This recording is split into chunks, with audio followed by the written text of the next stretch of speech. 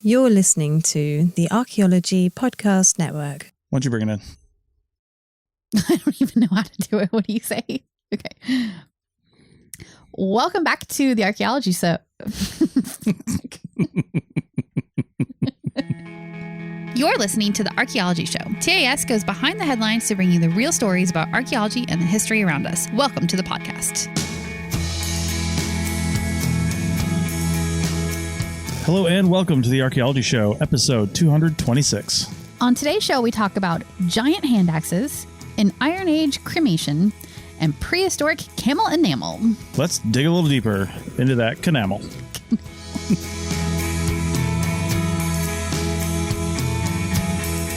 Welcome to the Archaeology Show. Hello. We're here in Pacific City, Oregon, Yes. where was a high of 66 today, which is kind of a heat wave for us this week. Yeah, it is chilly here. And it's not sunny either. So No. I'm in long sleeves and I'm kind of happy about it. Oh, and I'm drinking tea. I feel very cozy. I'm very sorry to everybody else in the country we've been climatologically canceled right now. So I know, right? yeah, it's for anybody not in the United States, it is a baking heat wave, breaking records all over the place. I think Phoenix had over the whole weekend, they were sort of lows in the mid 90s. Oh, it's so bad. Yeah. I think they had a streak of hitting 110 many days in a row or something like that. Yeah. Just absolute ridiculousness. Yeah, the 90s is about 32 Celsius, by the way. That's 90 degrees. Yeah, but So- you know what? We live in an RV for a reason. We chase this weather. I'm telling we you. planned this. We did this on purpose because we did not want to be anywhere it might possibly be hot. So I know. this worked out. You don't agree with me on this, but a lot of people are chasing 70, Yeah. I'm chasing 62. No. 58 maybe? We're definitely chasing maybe 68. I'll give you 68, but probably 70, 75. Don't you like using our heated floors and our fireplace? I do, but I also love the sunshine That's and gross. nice days outside. We went wine tasting yesterday, and even though it was in the 90s. 90s, Mid-90s. which was only an hour from here, which is crazy. The Oregon coast is crazy how cold it is just going across the mountains. You Yep. get into the rest of the heat wave that the country is experiencing. But Yeah, you go over the coastal range and it gets nuts. Yeah. Yeah. So a 20-degree swing is crazy. But anyway, Yeah. it's been lovely to be here and avoid the heat. Really big temperature differences. Yes. So, you know what else is really Oh, there it is. I was like, wait, you already said that. Why are you saying that again? big? Giant hand axes. Giant hand axes. Which, to be fair, I didn't even know were a thing. I've heard of a lot of hand axes in my life, and we'll talk about hand axes later. But yeah, the giant hand axes are something that I didn't know was a category of hand axe. Right. I did not know that either. Yeah, That was new so- information. All right, well, let's get into this. This is another great article from Smithsonian Magazine, although they, as they usually do, link to the actual journal article, which is in our show notes. Yeah, they're always so good about doing that. Yeah. I love their content. So over 800 prehistoric artifacts have been excavated in Kent, England. 2 of them are being called giant hand axes. And researchers believe that they're over 300,000 years old. So very old giant hand axes. Yeah. That's awesome.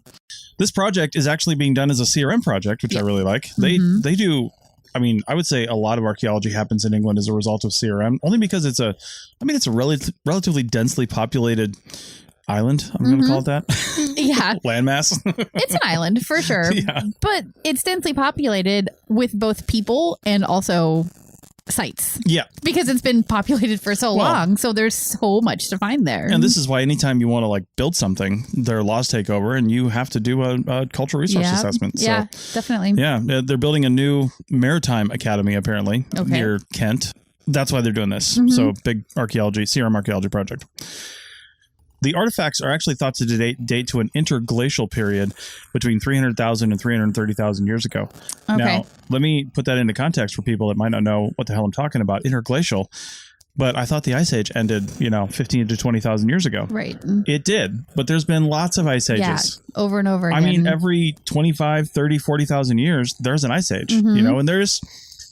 Look up Milankovitch cycles. It's the whole thing where the Earth bobs up and down in the solar system, and the solar system actually bobs up and down in the galaxy as it spins around the galaxy. And I think it takes 26,000 years or something like that for the solar system to rotate around the galaxy. Yep. And people think that that might be what's causing some of these slight climatic variations that cause ice ages. So I'm not really a scientist on that kind of stuff. I have heard some things about that, but that's one of the reasons. So there have been lots of ice ages that our human ancestors have had to live through. And so this is just in between two of the ice ages that happened, back then. We're in an interglacial right now. I mean, we're not in an ice age by any means. I don't know that it's going to go back towards an ice age anytime soon. Oh, well, there have been heat waves too. There have been very warm periods of the earth. Now, of course, this isn't a climate talk, but of course, one of the big differences right now that might make you correct is that we have rapidly accelerated the heating of the earth over the last couple hundred years. Right. So we don't really know what kind of an effect that's going to have long term. Yeah. It might not swing back. It might not. If we make it go too high. Look at Venus.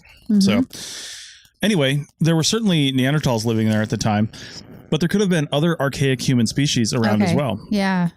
According to the University College London researchers are the ones who did this actual excavation. Yeah, because we do have some overlap between, Homo sapiens, archaic Homo sapiens, basically, and then Neanderthals. And were Denisovans in this area as well? I know time frame wise they overlap. I don't know if they geographically overlap here, I don't think geographically they made it out that far. Okay. Yeah. So, but there could be, was it Homo antecessor or Homo erectus? Oh, sure. Okay. Could have been, 300,000 years ago. Yeah. You're getting back into the time frame where there's a lot of overlap. So maybe we should go back and listen to our paleoanthropology episode. I know. I'm already forgetting, but there's so many different ones to remember and they branch in so many different directions. So. Well, and of course, we were talking in general terms on that series. Yeah. And this is like what happened in England. Yeah. Yeah, totally. And during an ice age, England wasn't an island. Right. The water sucks out of the English Channel and ends up in glaciers and at the poles, and you can walk from France to England and probably in some other areas too, but I know for a fact you can walk from France to England. Yep.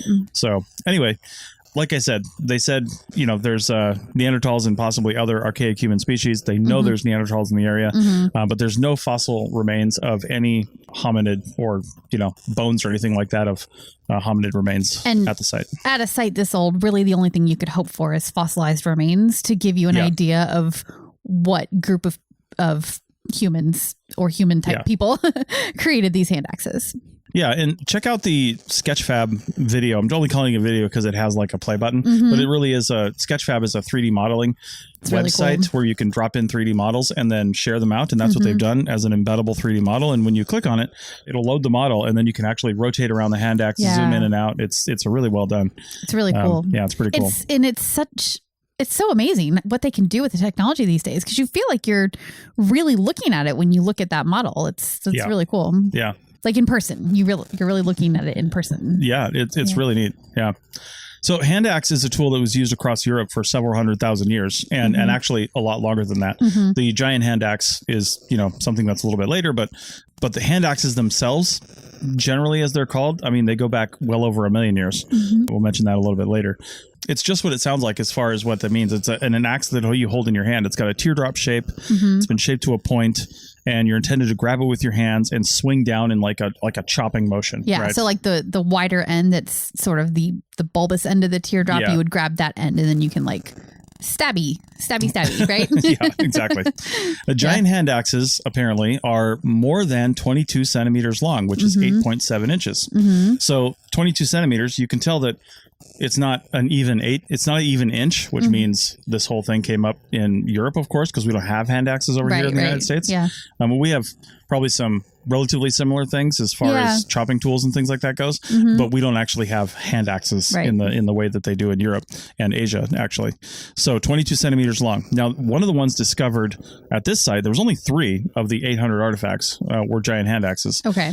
There were probably other hand axes, but they didn't mention that. They weren't giant. They weren't giant. Right. Yeah. But one of the ones discovered was 29.6 centimeters or 11.7 inches long. Oh, wow. So like almost a foot. Yeah. And a full 3 inches longer than like what makes it a giant hand axe. So it's actually the 3rd largest one found in Britain, which is pretty cool. Yeah, no one can really figure out or has any good ideas on why you would make a hand axe that big.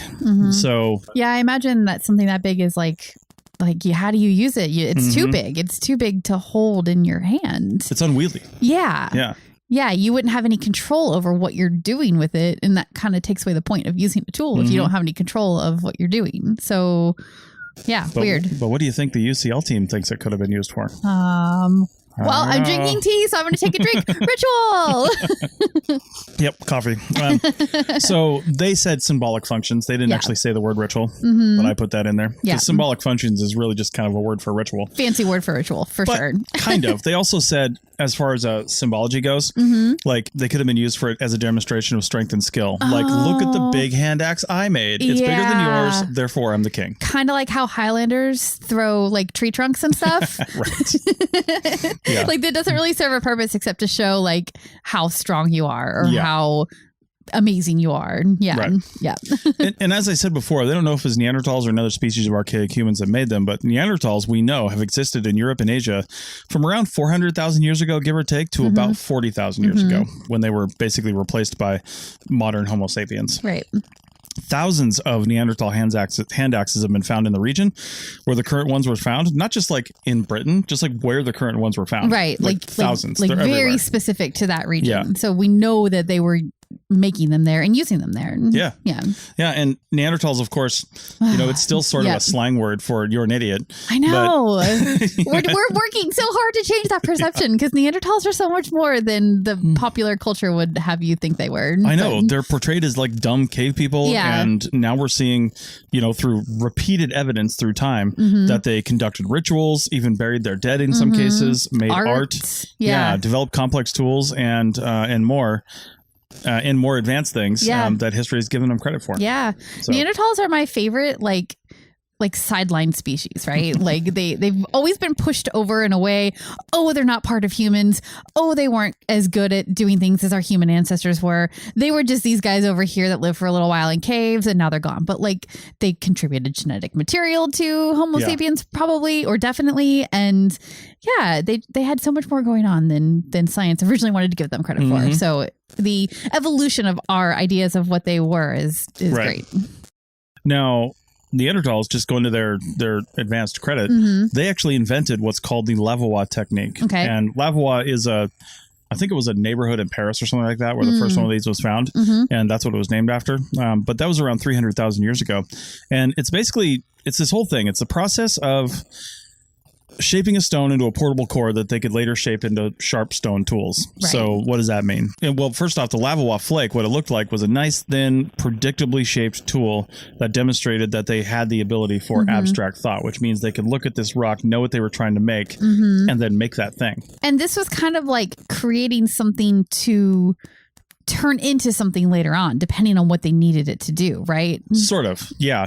Because they could make the core, they'd take flakes out and then just take that with them. Yeah, and then finish it up later based on what they needed. But they could get lots of things off this core if it was big enough. Oh, so, like take a big flake off of it and then use that to do something. Well, that's the Lavoie flake, right? So they would take this core and they would start flaking around the edges of it. They'd make a striking platform on top, like a flat platform. And then they would basically flake it with rough percussion flaking around the edges. And it was called like the turtle dome. That's what archaeologists call it because it kind of looks like a turtle shell. Yeah. And then when they're ready, when they're ready to do this, they basically just hit the striking platform in a certain way with a certain strength. And it just busts off this flake that has this distinctive, what they call plano-convex profile, where it's just kind of a little bit of a arc to it. And it's totally flaked on one side, not flaked on the other side because it is a big flake. And then they just spend a little bit of time sharpening up the edges and doing whatever they're going to do to it, whatever they're going to make out of it. Cool. And that's the Lavoie flake. Yeah. Cool. It gave them better control over the final size of the flake and how many they could make. Yeah. Because like I said, a single core, depending on the size of it, you could probably get a few of those off of there. Right. Yeah, because you take them around the edges. You might even be able to make something out of that core by the time you're done. So that technique largely replaced the Acheulean technology that lasted for over 1.5 million years and produced smaller oval and pear-shaped hand axes. So like I said, the hand axe has been around for a long time, well over a million years. The Lavoie technique tended to kind of replace that. And then they were making, apparently giant hand axes eventually too.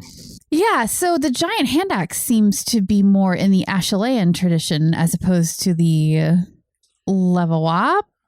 Yeah, probably? They're not really related from what I can tell, although you could probably make a hand axe out of a Lavoie flake if it's big enough. Oh, sure. And there's so much crossover between these populations. There's no reason to think that Neanderthals weren't doing this Acheulean thing and vice versa. So yeah, for sure. But that is really interesting because it is sort of maybe evidence that it was from a Homo sapien group rather Right. than a Neanderthal group. I guess that's probably why they said that in the beginning, that it could be an archaic human group too. So, but the more interesting thing to me is why? Like, why? Could it have been some kind of competition or game where they were like, who can make the biggest hand axe, you know, even though they never were going to use it? Well, I mean, it's crazy. Like they said, it could have been some sort of symbolic nature like that. Yeah.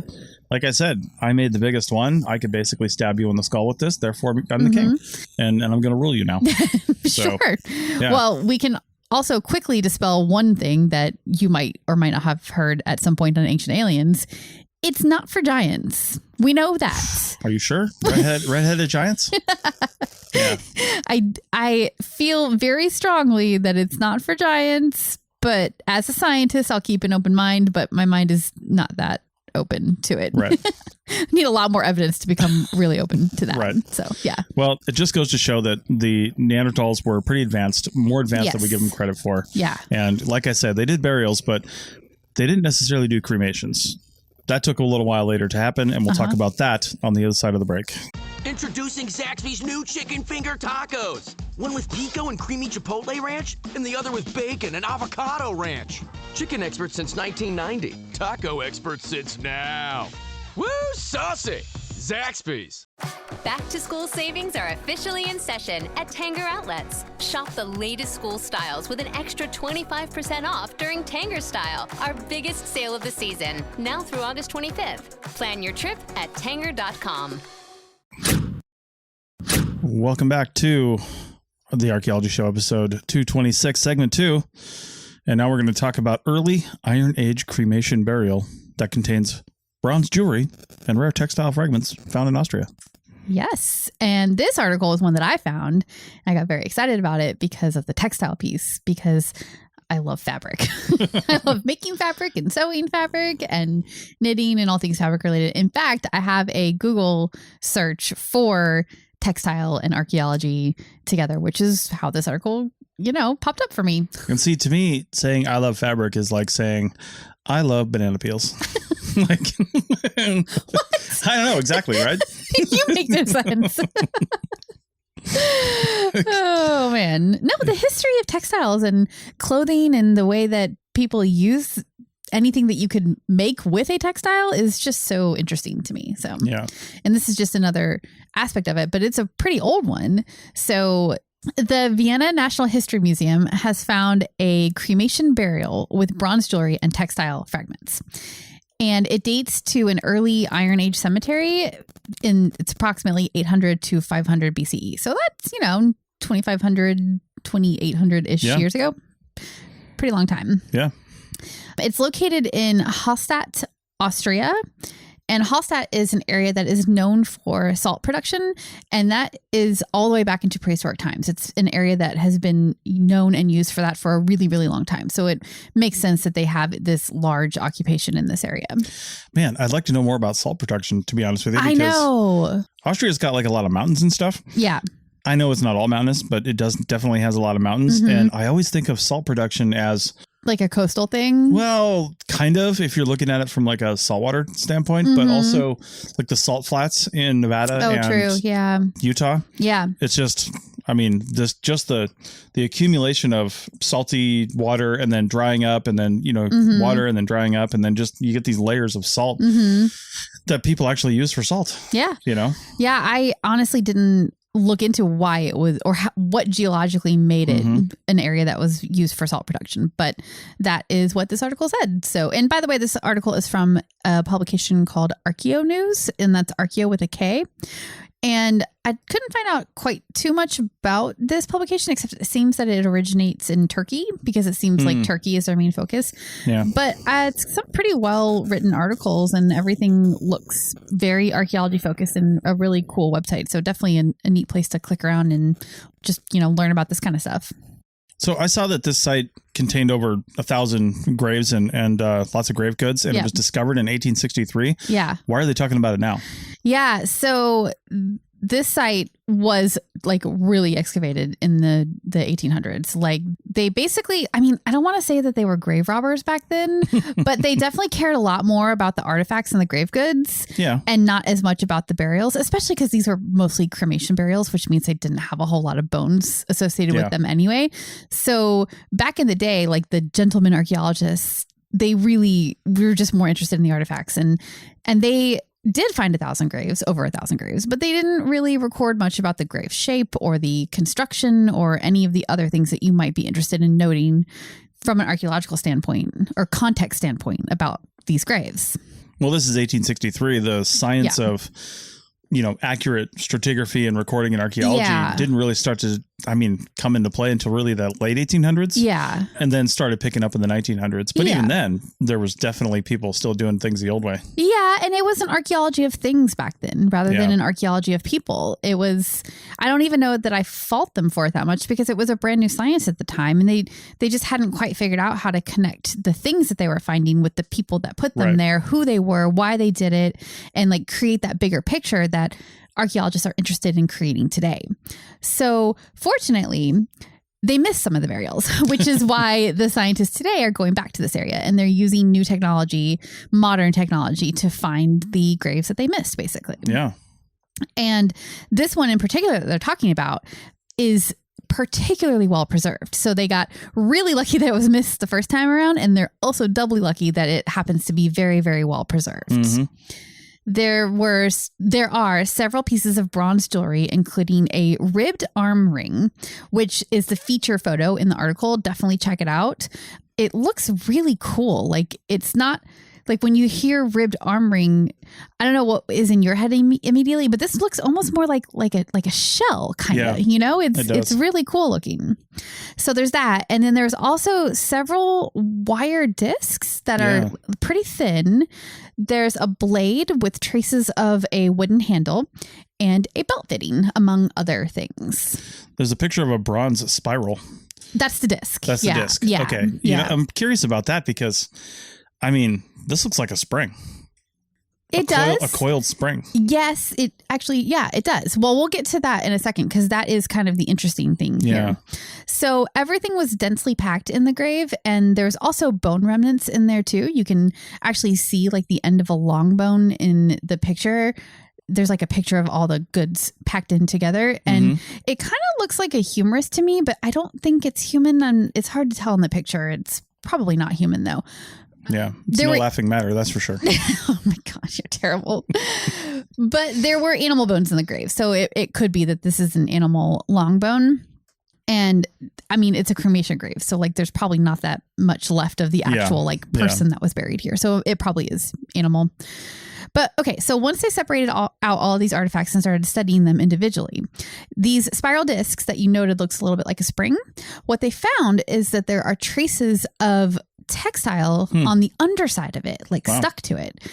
And this is an interesting conclusion that they've come to, and I would love to see more evidence about this. But the researchers say that this is the first evidence that the cremated remains were placed in a textile pouch for burial.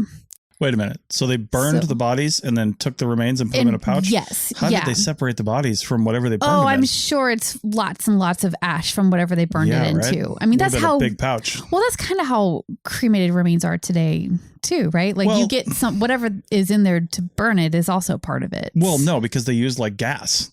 So you're in a sterile chamber, and probably the only other thing that's in there is other people's ashes. Yeah. I don't know how well they clean them out just from a ethical standpoint, but I'm guessing pretty well is what they're supposed to do. Yeah. And unless we're talking like a New Orleans burial box where, they fall on top of each other. On top of each other. Right. Yeah.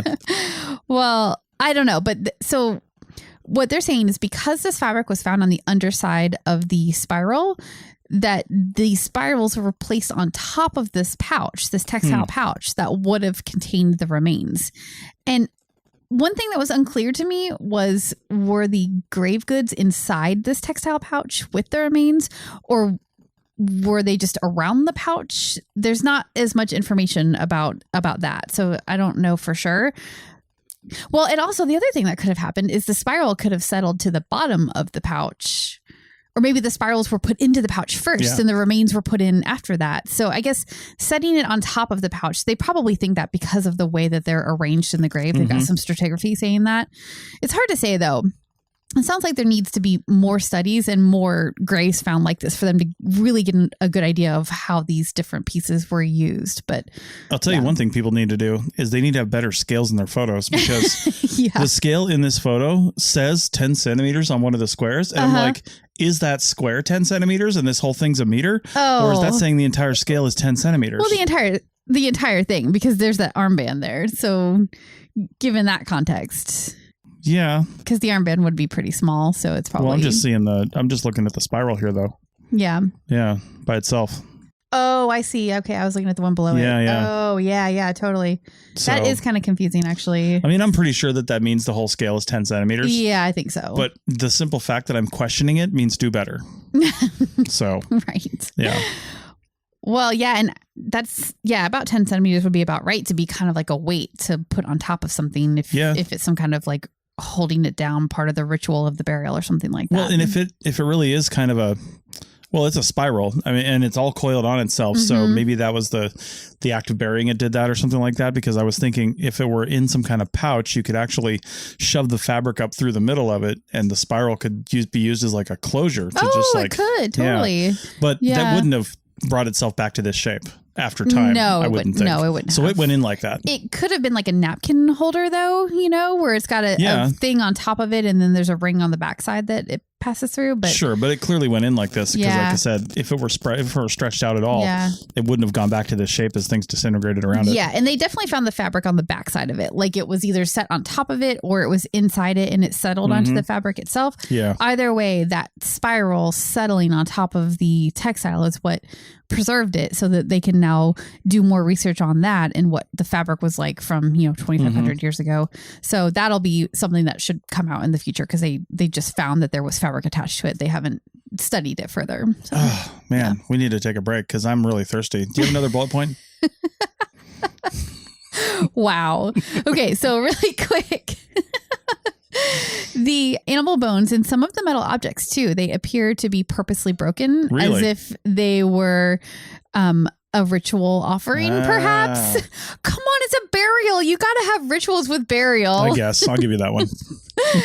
And so anyway, all of this together, we've got, potential cremation in a bag with the spirals on top, and then these broken bones and metal objects around it. All of it together, they're saying represents a new Iron Age burial practice that is distinctive to the Hallstatt culture, which is in this salt production region. So I think all of that does seem pretty good evidence of it. And hopefully they'll find more burials like this to really, solidify that idea, because I think it is still so hard to like come up with a whole thing off of one burial, Right. But this could just be the initial release or just a press release. Like, although those are some pretty good photos. They do seem pretty museum quality there, but yeah, they definitely cleaned that up a little bit.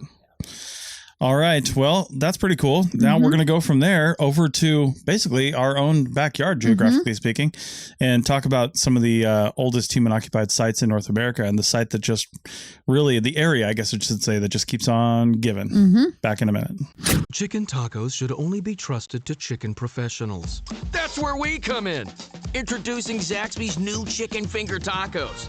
One comes with pico de gallo and creamy chipotle ranch. And the other comes with bacon, lettuce, tomato, and avocado ranch. Chicken experts since 1990. Chicken taco experts since now. Order yours today in the Zax Rewards app. Woo, saucy! Zaxby's. People are driven by the search for better. But when it comes to hiring, the best way to search for a candidate isn't to search at all. Don't search, match with Indeed. The hiring process can be slow and overwhelming. Simplify hiring with Indeed. Indeed is your matching and hiring platform. With over 350 million global monthly visitors according to Indeed data, and a matching engine that helps you find quality candidates fast. Ditch the busy work. Use Indeed for scheduling, screening, and messaging so you can connect with candidates faster. Join more than 3.5 million businesses worldwide that use Indeed to hire great talent fast. Listeners of this show will get a $75 sponsored job credit to get your jobs more visibility at Indeed.com/PODKATZ12. That's Indeed.com/PODKATZ12. Terms and conditions apply. Introducing Zaxby's new chicken finger tacos. One with pico and creamy chipotle ranch, and the other with bacon and avocado ranch. Chicken expert since 1990. Taco expert since now. Woo, saucy! Zaxby's. Welcome back to the Archaeology Show, episode 226, segment 3. That's right. So we are going to go over to Oregon, like we said, and we're in Oregon, Yes. but this is in Eastern Oregon, over in the high desert part of Oregon that looks a lot like Nevada. It really does. Yeah. This site is in Riley, Oregon, and I was like, I've never even heard of Riley, Oregon. So I had to look it up on the map, and it's literally like as center of Central Oregon as you can get. Right. I think there was like an archery and store, and that was like the town. Like that was it. That's it. Yeah. Sounds So, good. Very small place. Yeah, this place that we're going to talk about is called Rimrock Draw Rock Shelter. And the landscape, if you just look at the picture, again, it looks just like Nevada. There's sagebrush, Yeah. there's rocks, volcanic rock, and just a real high desert type of environment like we're used to seeing in Nevada and even parts of Utah and Idaho, that whole area. That's still considered, I think, part of the Great Basin, but I don't know if it's part of the basin itself. Yeah. Going It might up be. to Oregon. Yeah. It does Honestly, extend I into can't Oregon remember. a little bit, I think. Yeah, it but- definitely does. Yeah. But I don't know if it's all the way up to here. Yeah. So, yeah. but the it- environment's the same. in checking out the picture too, I found a couple of rock shelters in my time doing archaeology in Nevada, and they're usually like on steep like hillsides, right? Yeah. And this I don't know if it's perspective or what, but it does not look very steep. It looks like it's sort of this unassuming little like rock outcrop on a sort of gently undulating landscape. It's just not where I would expect a rock shelter of such significance to be, I guess is what I'm getting at here. It's kind of crazy that it is. Yeah, this was actually a field school being run by the University of Oregon's Museum of Natural and Cultural History. And they've been doing it there since 2011 in partnership with the BLM because it's on BLM land. And the person who's kind of running this thing, Patrick O'Grady, actually, I don't think I've ever actually met him, but I know him through the internet. Like we're friends on Facebook and stuff. So I messaged him, and there's a good chance we're going to try to set up an interview for later when they're actually at their field school now. Yeah. He's like, can we do this in a few weeks when I get out of field school? I'm like, yeah, dude, calm down. Yeah. And it's really cool too that he's ready to talk about it. And we'll get to why in a minute, but it's been a very slow process because they're very meticulous with the science of this site, and they don't want to jump ahead of anything or release anything before they're ready to. So this release that we're talking about right now is like the culmination of more than 10 years of work that they've been doing on the site. So it's really cool. Yeah. So in the first couple years, a tooth enamel fragment from an extinct camel species was found buried under a layer of volcanic ash that they knew was from a Mount St. Helens eruption. Pause. Uh-huh. Camels in North America. Right. You know how I know that there are camels here, or there were?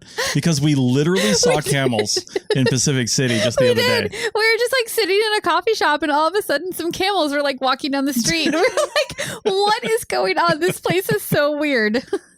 Yeah, apparently they didn't have anything on them. Like they were just camels. People were walking them. But the second time we saw them, they were walking back from the beach, and they were decked out with like, I don't know, I'm going to just say like Bedouin style saddles. Middle Eastern like riding saddles. Yeah. And there's a sand dune that out that way that you can hike on. So I'm sure that they were doing something with the sand dune, probably some cultural appropriation, whatever. You just have to go with it. The cool thing is camels, like horses, used to be here. There was a kind of horse here. There was camels here, all kinds of stuff. And those all died out. Yeah. For various reasons that are a whole other episode and series on its own. Yeah. But we brought horses back. You know, the Spanish, I think, did. Yes. And then we just never brought camels back for whatever reason. Yeah. Well, I guess it's most of this country is not really hospitable to camels, they'd be I don't okay. think. Yeah, they'd probably be fine. I mean, they're designed to like, live in desert environments, but I'm sure they'd be like, hey, there's an abundance of water here. I don't have to store it all. Right. So, Yeah. Anyway, one of the cool things, like you said, under the volcanic ash, I just love volcanic ash because it is so dateable, right? Well, yeah. And when I I did a field school tool in Africa that I've talked about before. That was the only way we were able to date stuff, is because you have the basalt layers and you use potassium argon dating, which is the decay of potassium atoms into argon, basically.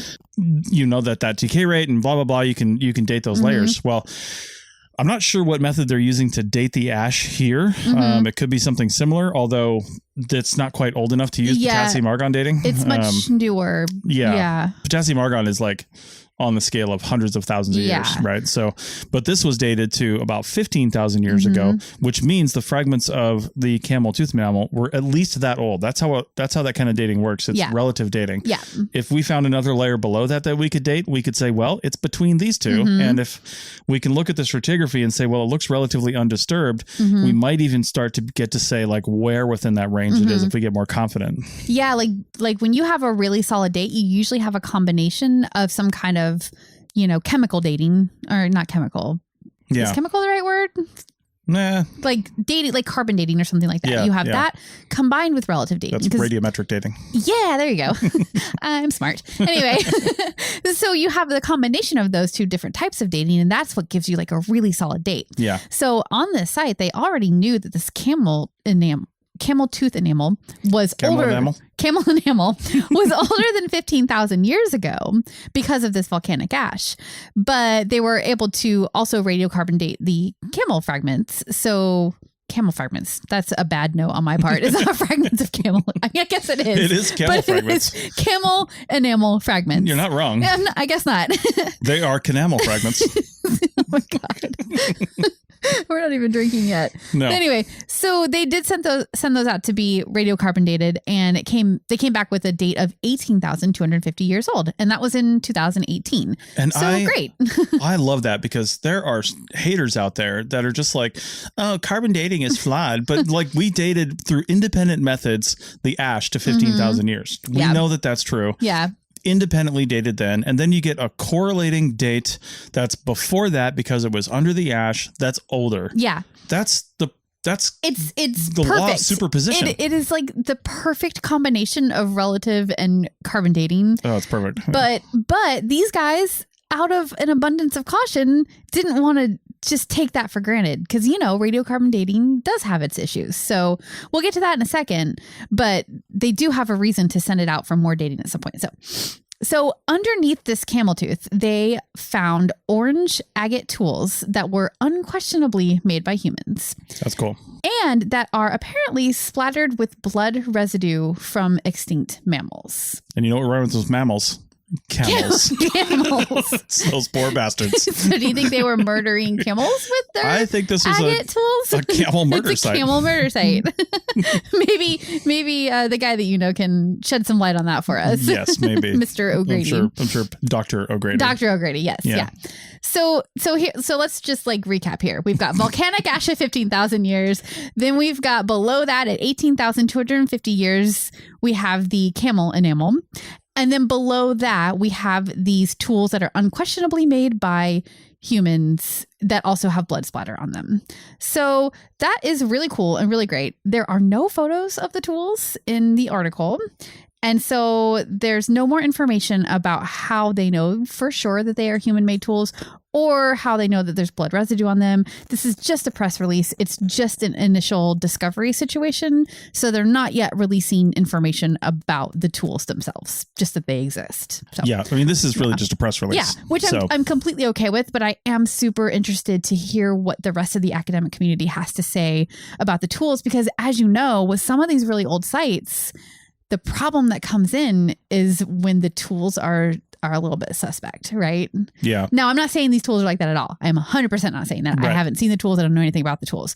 But I will be very interested in the opinion of the rest of the academic community when the tool analysis does come in. So, yeah.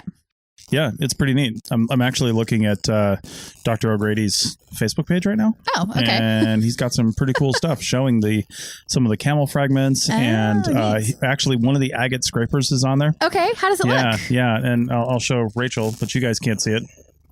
Yeah, that's definitely a scraper. Oh, yeah. That is like... Here, I'll do some really bad YouTubing right now for the YouTube audience.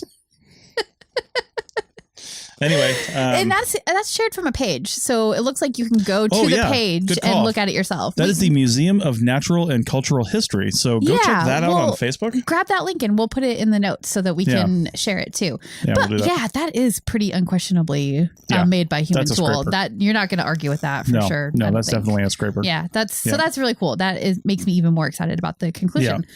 So these guys, out of an abundance of caution, of course, they were really, really interested in having 2 dates to confirm the camel tooth date, because that's the clincher here, right? Like they know the volcanic ash is 15,000 years, but if they can't get that camel date to be good, then all they can say about these tools is that they're older than 15,000 years. Yeah. But that camel date is good at 18,250.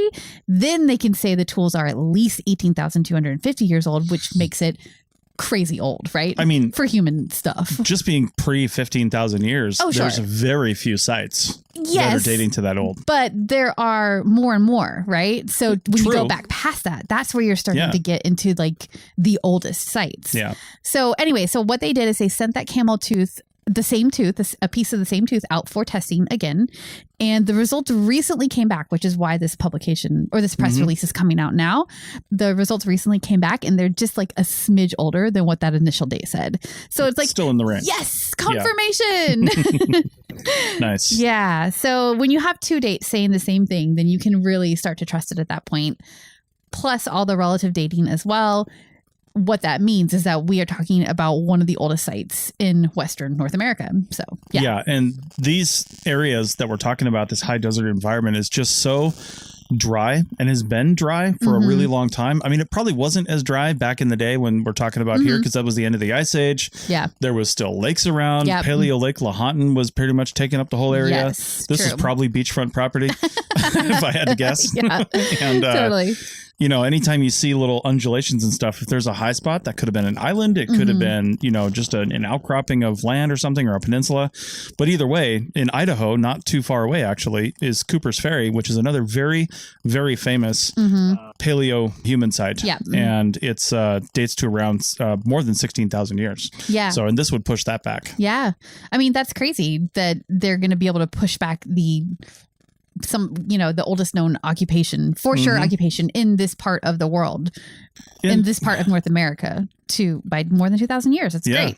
And the thing that I know I've said before, if you've got people here that are just like, yeah, what's up, camels? We know how to take you down. Or they're riding them. They weren't riding them, but you know, I like to think that camels seem like they're pretty chill. I'd be like, you know, you probably could have ridden them. Yeah, maybe. But they do spit. Unless they spit like alpacas do. Yeah. Well, according to Aladdin, camels do actually spit. Oh, well, you should get all of your knowledge of Middle Eastern mammals from Disney and Aladdin specifically. That's a great plan. Yeah. Well, everything I know about mermaids comes from that and the Netflix documentary. So, oh my God. Anyway. The point is, if these people are established, they're living in a cave or a rock shelter, and they're just like making tools, which means they knew where to get that material, they're not tourists. No, they didn't come here just to do that. Yeah. Even if they did something wacky, like arrived onto the Oregon coast in a boat, right? Which we know they didn't. We know unless that they came down the shoreline. Which is another theory, but still that would have taken forever. But unless they just showed up in a sailboat and then walked to the high desert, these guys have to have been here for hundreds of years. Yeah. If not thousands. Yeah. More than likely thousands. They didn't just show up with that technology knowing what to do. No. And it couldn't have been this generation either. You know, even if it was a relatively recent arrival, let's say these are the first Americans, you know, so to speak, the first Native Americans, really. I mean, they're actually Russian, if that's the case. So, you know, or Asian in some way. Yeah. Even then, just if you came down through the Bering Land Bridge and through the ice-free corridor, if that was your route, or you came down and followed, you know, kelp flows or something like that on your little raft coming down around Canada and Alaska there, it would have taken decades. I mean, just decades, unless you had a mission and you were going somewhere, but they wouldn't have. There wouldn't have a reason for that. There would have been no way that they would have known where they were going. They were just following game, following water, following some kind of resource. Yeah. Maybe just better weather, honestly. Like, who knows? Yeah. But yeah, that's how that happened. And that's why it's so important. Like, yeah, it's really great that this is a super old site in Western North America. But it's so much more important to look at it in context with all of the old sites in North America, because up in Alaska and Canada too, I think there are sites that are older than this one. And what that is showing is that progression, like you're talking of people coming down, crossing over from Asia, from, the Russia area into Alaska, and then down through Canada and into the rest of North America. And that context of all of those old sites together and seeing like, oh, this one up here is the oldest, and then they get newer as you move down. That bigger picture is what is really important for creating the image of how like the North America was peopled, essentially. So finding sites like this is just going to help, add more to that picture as we go. It's really great. And good science too, not just like jumping to conclusions and saying, oh, I found an old thing and I think it's old. Right. Like these guys have done such good science from what this press release, says so far. And it's not peer reviewed yet, but I have a feeling that it is really going to stand up to that once it is ready to be published. So. I have no doubt. Yeah. Well, I mean, the stuff they've published up to this point has been exceptional. So yes. Yeah. It's really great. All right. Well, that's it for this week's episode. Hopefully we can get Dr. O'Grady on and you can get some firsthand quotes from the field season before they even publish anything. Yeah, there you go. Maybe even before they put out some more press releases. Yep. So, although that press release actually came out from the BLM, I believe. Oh, yeah. And okay. they're all hot on, hey, look what we're doing with your public funds and stuff like that. Oh, so, and I don't think we mentioned where this article is from. Oh, yeah. This is the Idaho Statesman podcast. Our favorite coming in hot. Idaho Statesman. I feel like we need to find whoever's in charge of their cultural articles, because they do such a great job of covering all this stuff. It's awesome. It's crazy. Yeah. All right. Well, thanks everybody, and we will be back next week. Bye.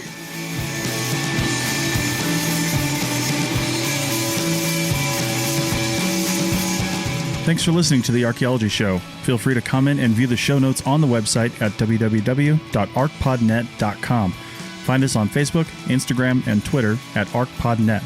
Music for this show is called I Wish You Would Look from the band Sea Hero. Again, thanks for listening and have an awesome day.